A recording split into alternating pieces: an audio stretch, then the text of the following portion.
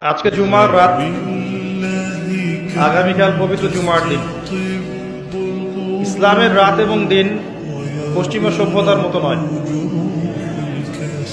পশ্চিমা সভ্যতার রাত দিন হচ্ছে রাত 12টা থেকে দিন 12টা। ইসলামের রাত এবং দিনের সংজ্ঞা হচ্ছে সূর্য ওঠা এবং ডোবার সাথে। অলরেডি আমরা জুমার রাতে প্রবেশ করেছি। জুমার দিনে অনেক আমল আছে, তার মধ্যে অন্যতম কিছু গুরুত্বপূর্ণ আমল হচ্ছে বেশি থেকে বেশি রাসূলুল্লাহ সাল্লাল্লাহু আলাইহি ওয়াসাল্লামের প্রতি দরুদ পাঠ করা। নবী করিম সাল্লাল্লাহু আলাইহি ওয়াসাল্লাম বলেছেন, কেউ যদি তার প্রতি একবার দরুদ পাঠ করে আল্লাহ রাব্বুল আলামিন তার প্রতি 10 বার রহম করবেন। বলেন সুবহানাল্লাহ।